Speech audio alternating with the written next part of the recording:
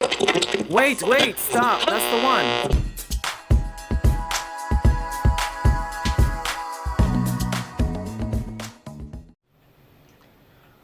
Welcome to ZEN TENN Speaks, a show where I make new friends and reconnect with old ones.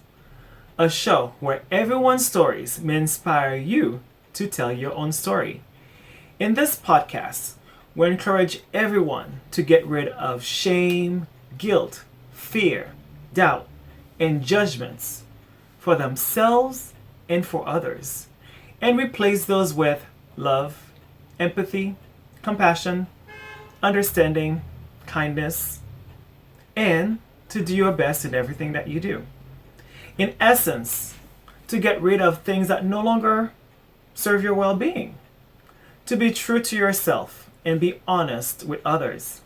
No need to be politically correct. That's out the window with 2020. Here, we tell the raw, uncensored story, your story, and tell the truth as you see it. Make sure you live your fulfilled life without permission or apologies. So, if you have a juicy, interesting, raw, unapologetic story and inspiring, please make sure to contact me at zen1021@gmail.com. It is ZENTENN21@gmail.com. Or you can find me on most social media platforms. You know it. The IG, Instagram, Twitter, Facebook, OnlyFans. I mean, not really. But yes, OnlyFans. Just kidding. Not. As you may guessed it, my name is Zen, and welcome to the show.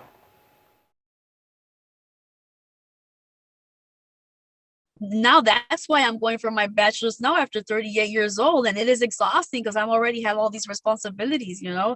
I should have done that long time ago, but because of the cult, I stopped myself. Well, and you're I'm brave for doing hating it it. now too. But in a sense, and it's normal that you're grieving and it's so soon. It's kind of like ending a relationship, really. It was. But Mhm. what you're doing is you're actually starting over and picking up your Yeah, life, and you're going to school and you're a nurse. yeah. That's amazing. And not even Thank 12 you. months yet. That's Right, amazing. right, right. Yeah. So Yep. and I think we're tend, because I have that the same thing. I don't know if you do, but I think from what I got from the religion, we tend to be hard on ourselves. So you probably feeling that because You're never good enough. right. But you're doing great. Yeah. Yeah, it's Sadly. perfect. And then I will hate the videos that they're coming up with now. The videos of happy Jehovah Witness family and all that. And I'm like, I want that. I want that for me. But when you look in the real world, I don't see that. I remember having I admire this family because this is a family, he's an elder. The wife, the two daughters were regular pioneers, and the son was a Bethelite. Perfect spiritual Jehovah Witness family. And I remember I went with them, I ride with them to a convention, and it was so awkward because the elder didn't speak in the whole the whole ways. I would expect more joy, right? Maybe sing song along together. No, Uh-huh. there was no conversation at all. I felt so awkward. And when I went to their house, I see how they kind of argue, like normal stuff, but they make it seem in this video that doesn't happen, that they're considerate, that they're loving and pathetic, that they wouldn't argue, they will shut up and talk later. No, no, no, no, no. And this is the family that I looked up to. Yeah. I've seen it. And that's one of many reasons I left and never looked back. But especially in my family, I saw the hypocrisy.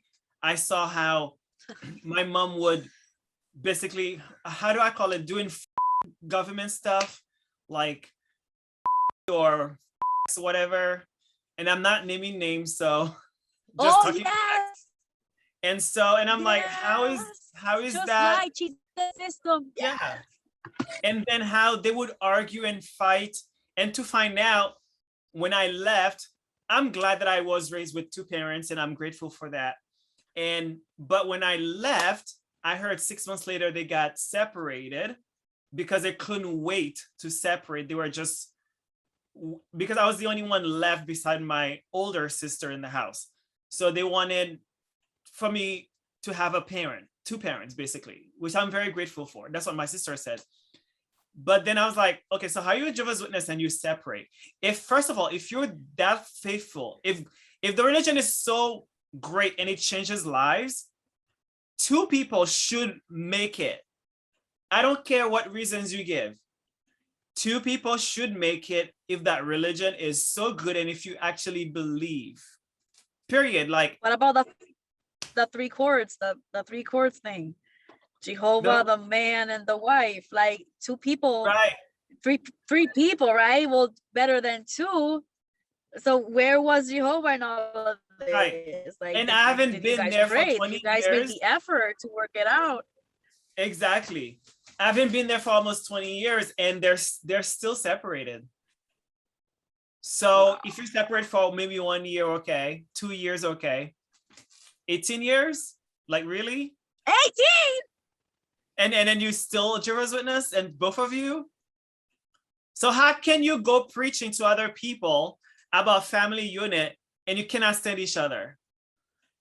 Right, so that's one of the reasons I left. I was like, I'm done with this. But the main reason is I moved out when my mom went preaching and my dad was gonna go preaching. So I was very strategized when to move, because I know if they go preaching, then I can leave and then they will be so occupied that they're not gonna like do anything about it. And I never looked back. And of course I changed my phone numbers. My mom attempted to call me every, of course, memorial. Last memorial this year, I blocked her. I keep blocking her on WhatsApp, text. And I don't want to talk to them because I respect, basically I'm forcing them to follow. If you're going to be a Jehovah's Witness, you're going to be a Jehovah's Witness. I'm worldly. I see. Yeah, I'm worldly and you should not contact me. And I understand you contacting me because you want to preach me to come back, but you're not doing it. And I'm not saying they don't love me, and I'm not saying they're not doing it because they love. It's basically, it's for their own interest. Right. Did you get baptized? Yeah. Oh yeah, I was baptized too. I was baptized maybe 16 or 17. I only know so, I left. Huh? So yeah, just because you got baptized, they're not supposed to talk to you at all. Like that's what hit me, because I was in and out of the organization basically all my life, really, and now I actually try to take it seriously. But it took me to for them not to contact me at all because I made that commitment. Mm-hmm. So if you were baptized and you were kicked out, you know their commitment. They it's like they have to let Jehovah discipline you. They shouldn't be trying to get you back. Right. So yeah, that's and I'm done with it. And the funny thing is, I have no feeling or opinion about, oh, are they real or this and that? Where would I be? I just don't give a what. I'm living my best life, and I simply don't care, because yeah, like, and growing up, and I guess it's weird. It's not like I had doubts. Well, I guess I had doubts, but the main thing that did it for me was how I've noticed the hypocrisy in families, and especially in my family, and how people started treating you. I also started asking questions, and then of course they say like it's for apostate and don't go to this website, etc., etc. But then I was like, how do I, if I ask questions and you say either there isn't an answer or don't ask that question, right? I can't, like, my personality, I'm an artist, which means that my mind is out there. I don't even have a box. I don't even live outside of boxes. There's no box. The sky's not even the limit, because there's no limit. And I'm a versatile person. I have to ask questions. I need to know why I'm doing something. Yes. I need to have a purpose. Yes. And I was very zealous too. I preached and I did all this stuff. And my parents were jealous of my progress because I was giving privileges that my dad, who was in it forever, he's probably 80 something now, I don't even know. He wasn't giving those privileges. So there's so much there. So so how did you deal with 2020 going to meetings on Zoom? Like, how did that feel?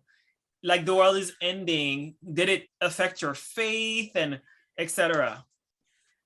Yeah, the one thing that impacted me was when, oh my God, it's like they make it so like, oh, the end is right there. Pack your stuff, accumulate food, because we're gonna go hungry because of the plagues of Revelation and the apocalypse and all that is gonna happen, So I'm here. Oh my God, I spent like, I'm not even exaggerating, $500-$600 and stuff to survive. if like I felt like, I don't know, like the Walking Dead sort of thing, like like I will look at, like, I mentioned the Walking Dead, like you had to survive and stuff like that. So right. I was like, I bought on Amazon that I think it cost me like $300. It's like a book bag to survive in an emergency for 3 days for 3 people. Like, it's not just me and my son, but I overdid it, because I wanted to be prepared. I put an extra Bible in there. I put extra batteries and all those kind of stuff. And I still have it at my house up there just in case of it. Well, the Bible can be toilet paper in the future.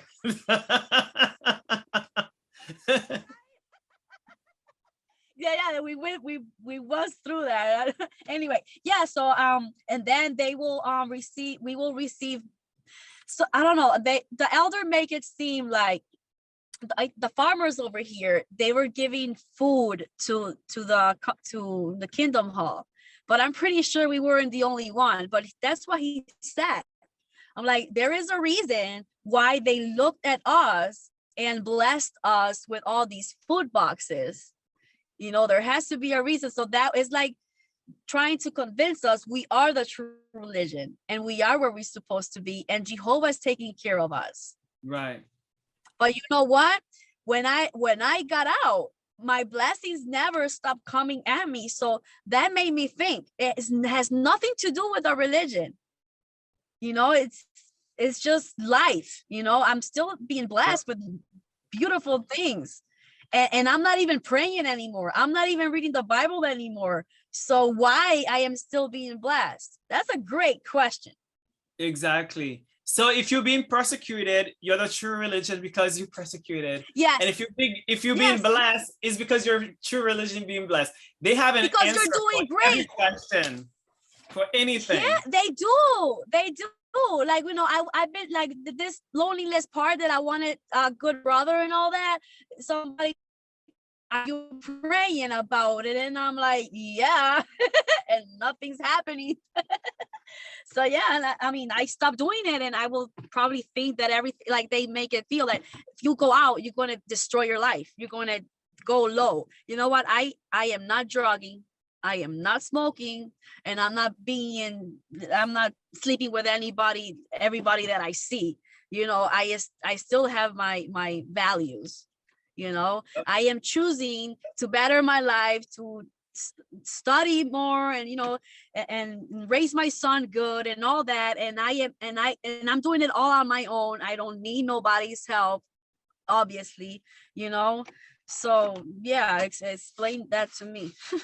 Yeah, it's a way to break your spirit down so you can feel you still need them. It's like a narcissistic relationship. They break you down so you won't leave. And once you leave, they're hoping you feel so bad about yourself that you're gonna come back. Because that's what my mom said. She had a tongue, like the Bible says, of a serpent. She makes sure she uses it as a dagger. She says you're gonna get HIV and die. And when we see your name, we're gonna laugh at it because you're an apostate and all these things. Yeah. And basically, you deserve it. You deserve it. Yeah. Who's calling me every year want to talk to me and say, please talk to me, I'm your mother and I'm doing well. No. And like you say, it's funny, Right. I still keep a lot of principles that I've learned, not just because it works for me, and I never care for them. I don't drink coffee, I don't smoke, I don't drink, I don't do drugs. Not that I never tried any of them, but it's not like part of my life, and I don't care for it. Right. And I just live, I do my best to not hurt other people. And if I do hurt people like unintentionally, I'll apologize, I'll make amends, and I live a great life. And so where is their truth of, you're gonna be a scum of the earth, you're gonna come back with your, she was like, you're gonna come back like a dog with your tail between your leg, begging. Yeah, 18 years, you can keep waiting. I don't think that's it's like they had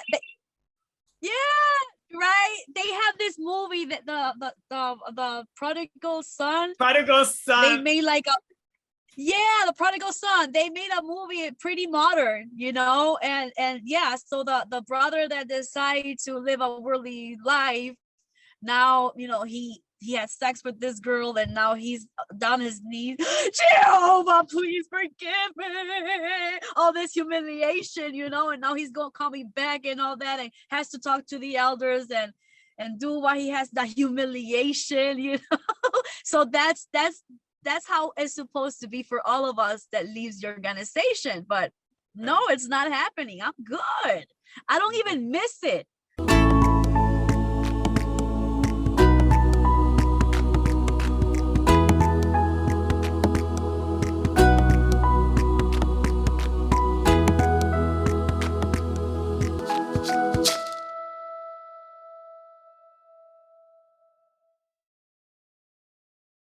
I do miss the people. Don't get me wrong. They're not all bad. They are, you know, controlled. Yeah, I miss the elder that I saw as my dad, because he saw me twice on the street, and he was very respectful. He did not ask me to come. Actually, he says, when am I gonna come back? But he was not forceful. He was respectful. I wish I could even call him dad, because my dad, I could not call him dad or father. I'd call him son, not son. I'd call him sir, or by his last name. Okay. Like Mr. Da da da. Yeah. And I don't remember getting a hug from him after puberty. And I don't remember him consoling me when I cried. But he was my best friend still. And I wish I did not have a bad relationship with him, as in he was not abusive at all. But there were no connection. The connection that I wanted, I did not have with him. But my mom, we had a connection. We were always together. But I figured, I diagnosed her based on my researches. I think she had a narcissistic personality, because she would love bomb me and then reject me. And then most of my relationships thereafter is going for narcissist relationships. Up until last year, I discovered the pattern. Yeah, so so that's why I started with the no shame, no guilt, no judgments for myself. And that's how I can heal. And also no shame, no guilt in judgment upon other people as well. Because shaming others and guilting them and judging them, what does that do? Any good? Nothing. It doesn't help the person grow. Yep. And I'm all about growth, all about positivity. But with that mentality, no, you're not helping others grow. Because you're like, you know, oh, you did this, you're not good enough, you know, you're doing this wrong. And I'm like, and I'm here trying my best. I mean, I'm not perfect, but I'm trying my best. Can you at least see that? Right. Yeah. No, I never had a compliment on my parents that I'm doing my best. Never. It had to be my dad he was really expecting me to be perfect. And that is never going to happen. So what is it going to take to be in the so-called paradise that never's going to come? You know, he's died. Like, I lost my grandparents already. They died faithful in the religion. My parents are faithful to that religion too, and they are growing old. They are going to die, and we're still going to be here. Yep. We're wasting our time, you know. So yeah, now I'm forced to, like, not force, I think it's a great thing, getting new connections, forming communities and getting families on my choosing that really supports me and are there in good and in bad. Like when I'm bad, they will comfort me. When things are going good, they celebrate me. And that's how it's supposed to be. Yes. I'm so happy for you. Oh my goodness. Like really, how you getting support. And you said something very important, how you getting unconditional love from the outside. And when you are inside, you are not treated well at all. And then when you go outside and you see they're telling you the lie how your life would be. And I saw the same thing. Definitely. Yeah. So are you getting And the freedom that go ahead. No. Yeah, the freedom that I'm getting now that I'm out of the call is the free of guilt, because I always was ashamed of myself. I always live in a guilt trip all the time, because I will always question myself. That's not a way to live. You know, now I don't even have that. Now I accept that I'm imperfect, that error is human, is a normal human thing, you know, and I can get past that. Like before, if I did something wrong, oh my God, I will lose my sleep over it. You know, until I don't, it wasn't until I talk to an elder and talk about it and they pray over you, give you that Holy Spirit, whatever they call on your head, like oil, whatever. You know, it wasn't until they tell me. They look at you differently. That too, right? Oh my gosh, she's a whore. Because all my confessions was because I was having sex. It's normal to fucking have sex. We got needs, but they make you feel so guilty about it. That is deadly sin, you know, basically. So yeah, I will lose sleep over it, you know. And no, now I'm good. Like if I do make an error, okay, fine, I'll get up and move on and brush it off and keep going, you know, sing a song or whatever, dance stuff. Brush it off and move on and do the next right thing. That's constantly been my life, and it's worked. Support of the what? Are you getting supports from those groups that you joined, ex-Jehovah's Witnesses? Yes. The Reddit one, it helped. That one really helped me a lot.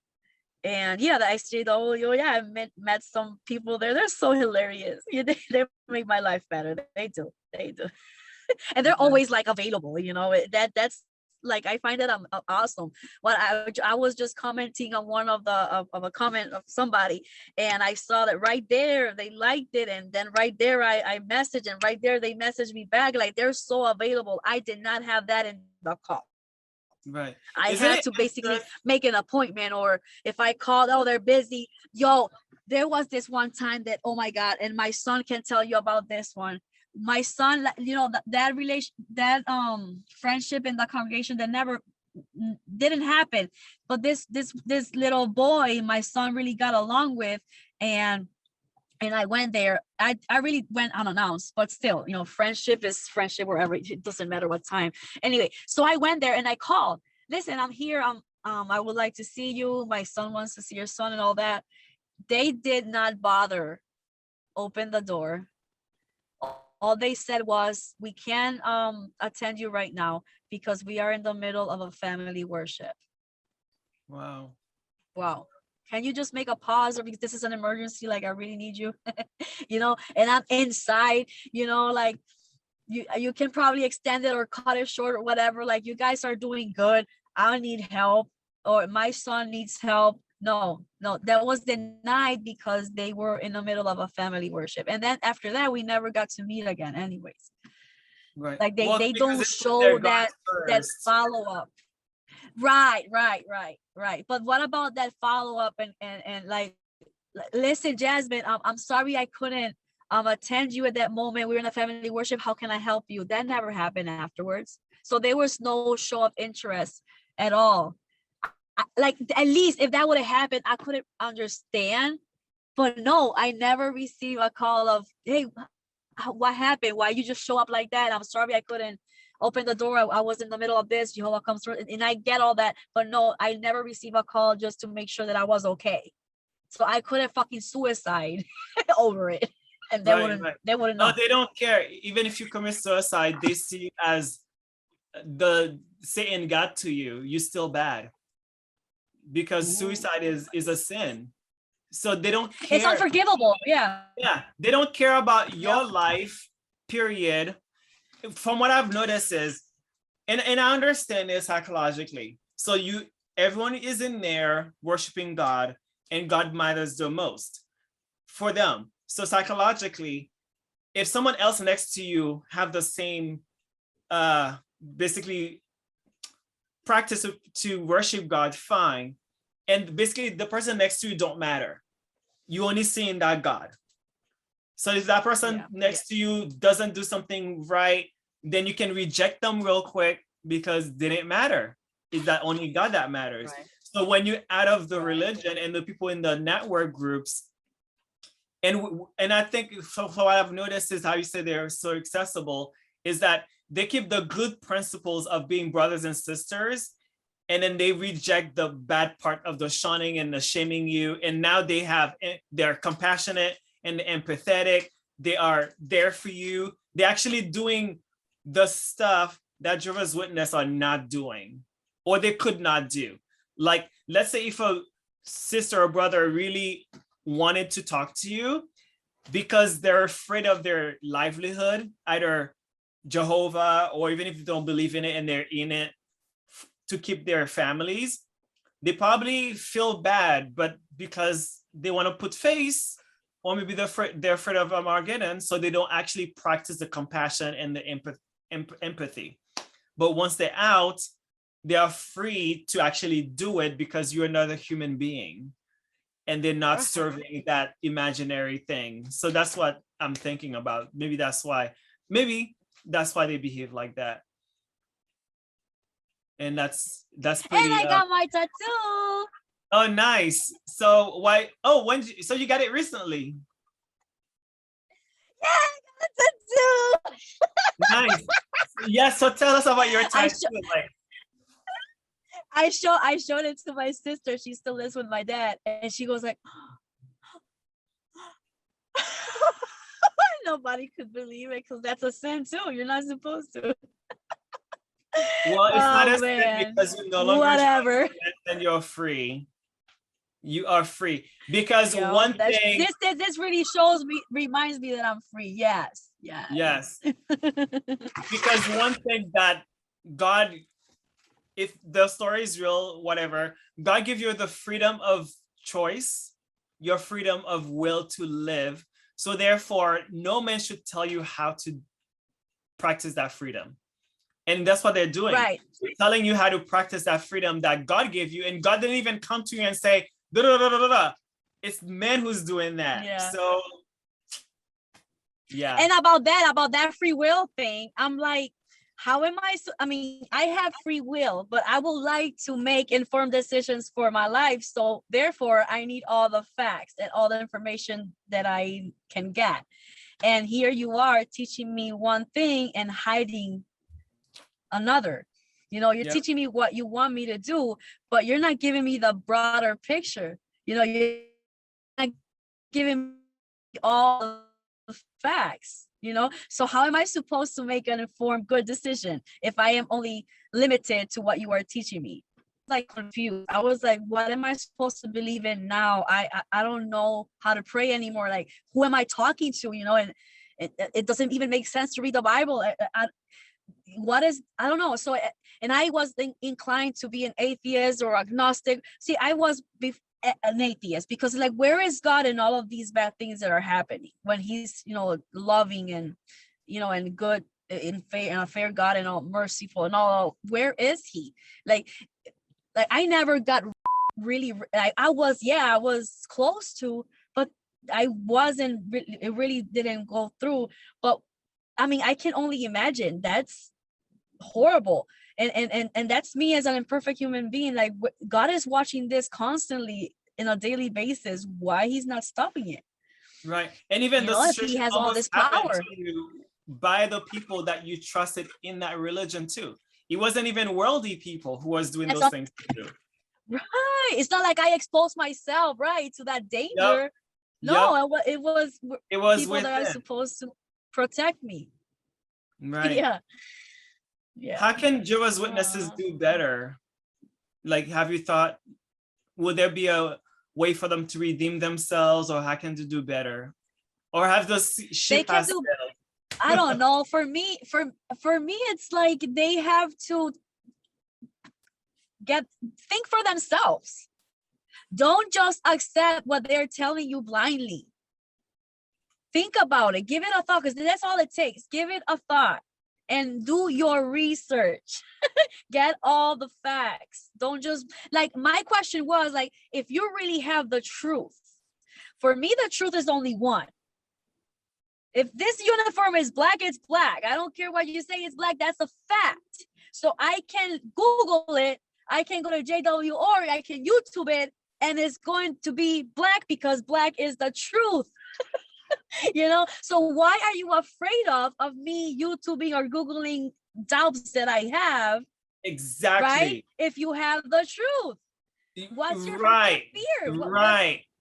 It's kind of like you dating someone and they put a passcode on their phone, they're hiding their phone, they putting passcode on their computers, and then doing all these things. When can I use your phone to text somebody real quick because mine's dying? Oh no, you can't. Like why? You're hiding something. Yeah. You're hiding something. There's something there that you don't want me to know, because you will lose my money. Yes. And if actually, funny thing is, I think if people actually do their research, the religion will be gone. Like, right. I would say 80% gone. Because, Yep. and I didn't even, funny thing is, I didn't even go to that point of doing research. Research was not even the reason that I left. It was like, I saw some shit because I had a thinking mind. Yeah. And instead of questioning it, like arguing with them, I was like, okay, I'm 19 and a half. One thing I'm always grateful for, actually, back then I was thinking God, but now I think the universe or God, because I feel like in the Western world, or people think God as this one thing, but God can be whatever it means for you. It doesn't need to be that one entity. So I thank God for when I turned not even 18, 19 and a half or 19, my mom gave me the $2,000 that I have, that I worked for from 16 on, when I did summer jobs. And then I got smart, and then I took that money and I waited for them to leave the house, and then I moved out. That I'm very grateful, and I'm thankful for God for that. Because without money, I would still be there, or even be homeless.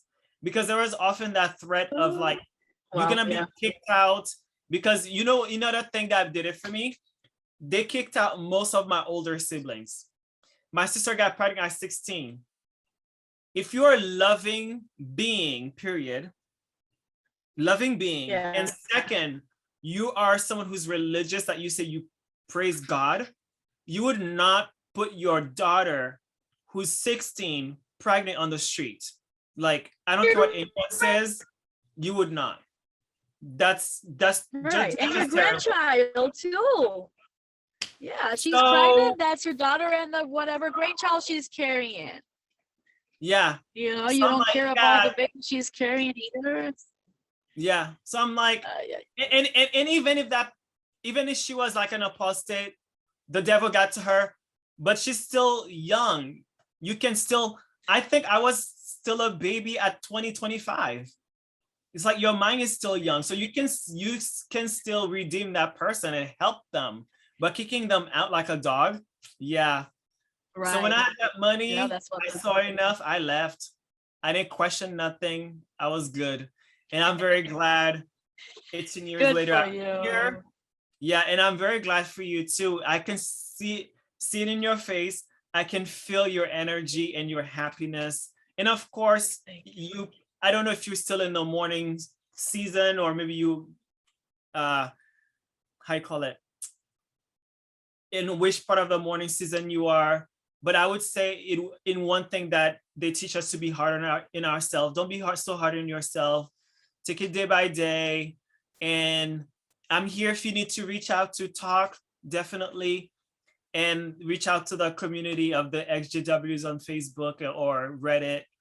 And as you notice that we actually love you and we love each other because not only because we went through that, but we're humans and we have a common thing. It's like sometimes when you go through something, you understand more, kind of a thing. Yes, that connection. Yeah. Yeah, definitely. Oh, thank you. And you do look good too. You look like you well nourished, well taken care of. Your smile, it's a natural thing. Yeah, you look good.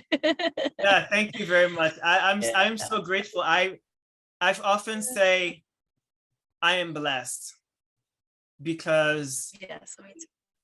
I don't get into trouble. Trouble don't come my way. And even when I live at the bare minimum, I have my health. So I'm very grateful for that, definitely. Thank you so much for the call today. I appreciate your time and I appreciate you sharing your story of bravery and you being here and you made it. You made it. Oh, thank you. Yeah, after all these years, like I cannot imagine. And to inspire others, if I could recover from that call, anybody can. Yes, definitely. I spoke to a gentleman, he's 64, and he left at 64. And he was raised in. Oh my God. Imagine. So I'm thinking that I'm like, you feel like, wow. Yeah, like I'm 38. You feel like you just threw your life away, you know? Like now what? At that age, what is he gonna do?